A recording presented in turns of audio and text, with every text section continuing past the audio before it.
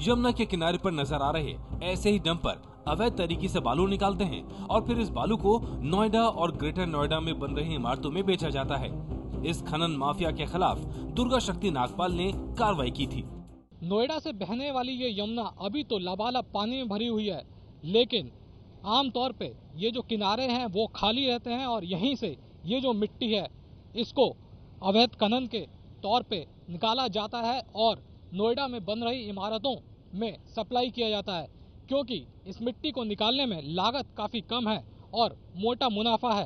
तो पूरी तरह से जो यमुना के जो घाट हैं या किनारे हैं वो खनन माफिया के कब्जे में है।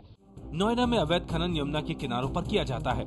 ओखला बैराज से कुछ ही दूरी से शुरू होकर बालू खनन का ये अवैध कारोबार ग्रेटर नोएडा में भी कई जगह किया जाता है।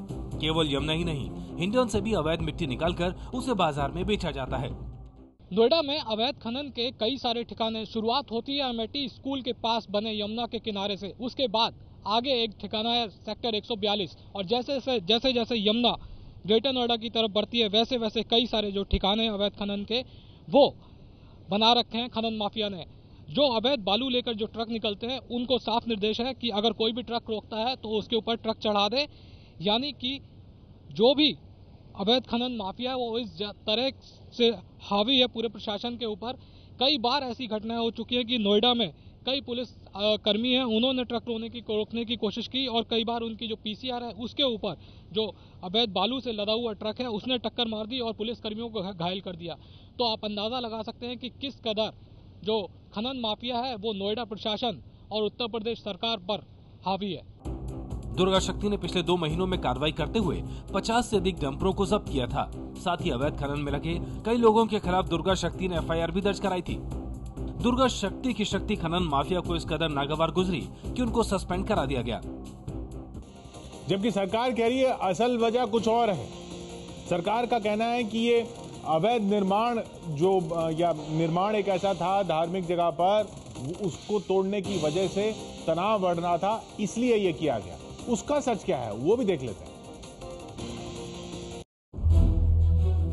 ये हैं वो तस्वीरें जिसकी वजह से उत्तर प्रदेश की राजनीति में उबाल आ गया है। ये मामला ग्रेटर नोएडा के रघुपुरा के कादरपुर गांव की एक मस्जिद से जुड़ी अवैध दीवार का है, जिसे एसडीएम दुर्गा शक्ति ने तोड़वा दिया था। मस्जिद तोड़ी जबरदस्ती, जो बोले जो कोई कहे ही औरत भी तो औरतन का डंडा चला गया पुलिस वाले के पीएससी बुला लेंगे।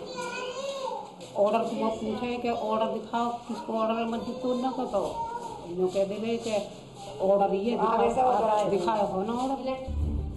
सरकारी अमले की तरफ से कहा जा रहा है कि अवैध निर्माण को तोड़वाने की घटना से इलाके के लोग नाराज थे, इसी वजह से इलाके में सांप्रदायिक तनाव पैदा हो सकता था।